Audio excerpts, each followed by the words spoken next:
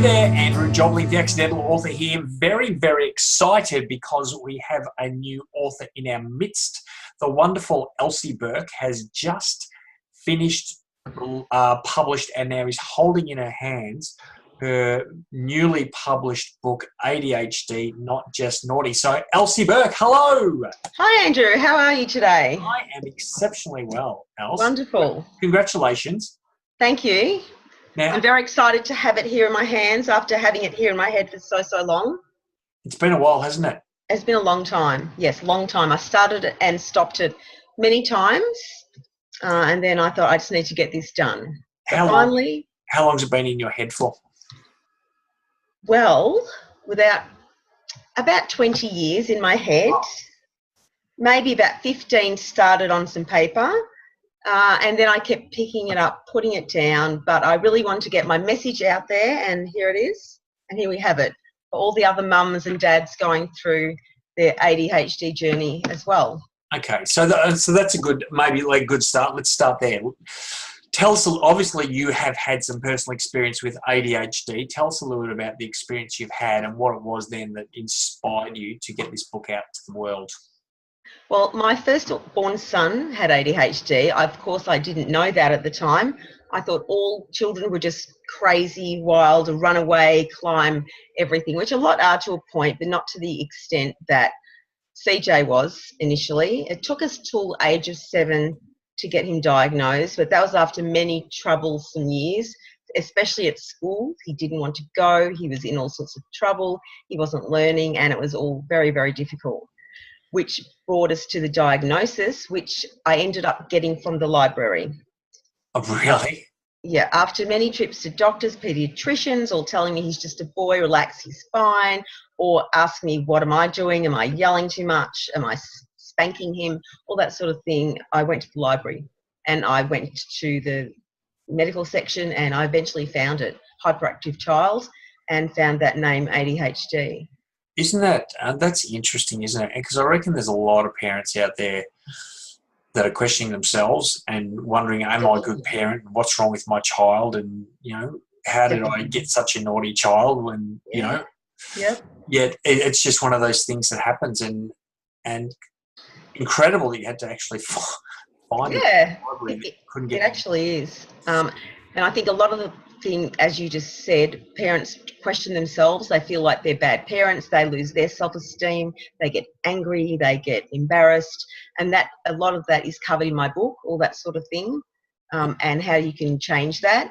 And you're not a bad parent. You're a good parent. You just have a difficult set of circumstances, but there's ways to deal with them. So when you found out that CJ was diagnosed with ADHD, mm-hmm. What did you do then? I mean, what are the things that you did to sort of make that now a bearable process? Well, first I learned all I could about it at the library. No Google back then, so I read all the books that I could find on it. I heard of a paediatrician that dealt with ADHD children, and I took him there for the official diagnosis, and he was very, very helpful.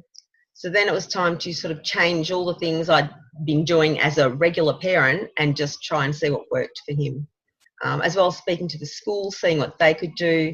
They were quite good with him, and he had a teacher that was normally very strict. Everybody was scared of her, but for CJ, she was wonderful because she was consistent. He knew where he stood. There was no wishy-washy sort of thing. He just knew he had to do this, he had to do that, and she was really good with him. Is there medication for ADHD, or there is a medication for it? So it's there's many. The most popular would be Ritalin. I assume back then it was Ritalin. I think now there's Adderall and all sorts of things that they can take depending on the doctor. Ritalin helped a lot with school. He could focus. He could sit still. The biggest noticeable thing was his handwriting. Up until he went on the Ritalin, he had the messiest, most hard to decipher handwriting.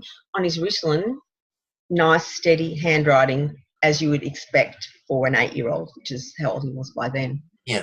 Yeah, so it made a huge difference. Good one. And so tell us, CJ now is, how is he now? How old is he now? 31. 31. He's Wow. 31. And He and is. how is he now? Now, well, he works as a crane driver now. He's a very responsible job. He does a lot of hours. He's married with children. He well, he has 2 houses at the moment. He's doing one up and renting one out. Good on him. Yeah, so look, he's making his way. He's not perfect by any means. Who is? No one. He's not perfect by any means, but look, he's great. We're close, and he's close with all of his family, his brother, sister, his dad, myself, and that's what we'd always hoped for. Great. And so, isn't that, and that's another, I guess, thing that gives a lot of people hope that, there may be some challenges. But as you said, everyone's got challenges. Exactly. That turn into a normal, happy, successful adult is a wonderful thing. So let's talk more about the book. So the idea of the book, where did it start, and what was your whole intention, and why did you want to write a book? Well, I've always liked to write. Always. I've always done poems, short stories, that sort of thing. And when Chris was diagnosed, CJ, I kept a little notebook. And I mentioned that in the book because I kept a little exercise book, little things, little notes for me, what works, what didn't, what happened today, what went wrong. And then I'd look over it later and try to work out something different. And by the end of maybe when he was about 9, 10, I filled up my notebook and I thought, oh, this could be important for other people. So that's when I thought of writing the book. Yeah. I did start and stop many times because because the teenage years happened, and that's a whole another story. So I think the groundwork you put in. Is that in the book? No, no. It's you had to edit that bit, hey? You had to bleep that bit out. No, it's for sort of newly diagnosed younger children. So Yeah. I think the groundwork you put in when they're younger, that just carries through. Okay, fantastic. Yeah.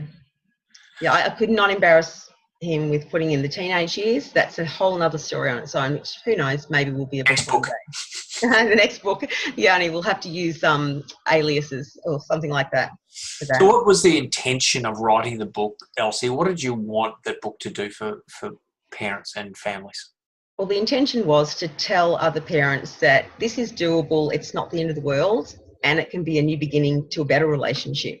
Even though they've been diagnosed with a medical condition, it's one that you can work with. You can, they can grow with it. They can use their, what you might see as a negative, they can turn them into positives, like their boundless energy. That's great for sport, for example. Yeah. The impulsiveness and risk-taking is very difficult when they're younger, but as adults, then they're more, they want to try new things that other people probably wouldn't try. Yeah. For example, CJ initially was a Boilermaker. He did an apprenticeship. He was a Boilermaker. He said, I don't want to do this anymore. I want to try something else.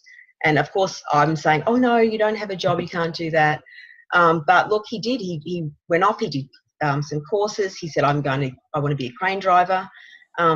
He ended up on sort of a building site as a foreman. Then I'm not sure how he got there, but he's a crane driver now and he loves it. Yeah, he loves it. Wonderful. So Else, 20 years of thinking about writing a book. Yeah, it took me a while. When did that penny drop moment for you say, right, I'm going to just absolutely sit down and get this thing done? Well, and then what changed? What changed? Okay. That would be, it had always been like a dark cloud hanging over my head. Because life got in the way. I had 3 children altogether. I've always worked. So there wasn't a lot of time for writing. I always thought I had to have a big block of time to write, a whole day to sit down and do a chapter. Then I came across a course online, which was your course, I have to say. I did do the short one of your courses. I didn't get that far because I really wasn't committed. And then I thought, you know what, I really need to do this. And that's when I've lost you there. That's when I decided I'm going to do it. You've been a wonderful mentor. And with all the weekly check-ins, and I've held myself accountable because I'm accountable now. And so it was just a matter of this has to get done. And here we are today. That's wonderful. And I thank you for the compliment. Yeah, and that's amazing, Elsie. But you need to take credit because you know, I've seen you create this amazing discipline and habit of writing every day and getting it done and focus, and you made it happen. So congratulations. Thanks, tell me how it feels for you, because I know how I felt. How did it feel when you held that book in your hand for the first time and you could smell the pages and see that's something that you created? How did that feel? Well, it was wonderful. I got the proof copy in a little box at the front door, and I was so excited. I opened it up and I couldn't believe it. And I actually saw my name there. Yep. Yeah, it was just wonderful. And then I actually said, "Oh, you're an author," but still, it didn't feel like I am. It still really doesn't yet. But then, look, here we have a book. Yeah. It was very, very exciting, and I'm very pleased to have finished this. And I hope it helps many people. And if it doesn't, I hope they enjoy my book anyway and enjoy the stories that are in it as well. Yeah, well, you've got lots of fun ahead of you now, with launches and all this sort of stuff that's going to happen. It's an incredibly fun journey. But I know your book is going to make a difference. And if anyone here is listening or watching this video that either has an ADHD child or knows someone that has an ADHD child, and even if you don't, but you just want to learn some strategies to create a better relationship, it's not just for ADHD families, is it? This is for no. To be honest, it will help any child, anyone, or any parents that feel like they're struggling or losing their way. It's just got little helpful hints. It's like a little friend in a book. Lots of positive things in here, lots of positivity and empowering yourself and all sorts of things like that. And lots of people have kids. It's a really popular thing these days. I heard that. So they're wanting to be better parents, and I think it's going to be incredibly helpful. So Elsie, if people want to buy your book, how do they do that? Well, they can go to the Plunge Publishing website, plungepublishing.com.au, and order from there. Yep. I do have an ADHD Not Just Naughty Facebook page, which is easy to find. They can send me a message through there and I can sign it and post one out. Yep. Or it is also available in many online bookstores. Wonderful. So that up. Well, Elsie, firstly, again, congratulations on a wonderful achievement. Thanks, Andrew. Writing the book is fantastic, and I know, it was never just about writing the book. I know for you it was about making a difference, and I know that book is going to get into lots of hands and impact lots of lives, and you should be incredibly proud of yourself. So for everyone else watching this, run, don't walk, and get a copy of ADHD Not Just Naughty. And thanks again, Elsie. It's been wonderful talking to you, and we look forward to hearing about all your success. You too, Andrew. Thank you very much. Bye. Yeah.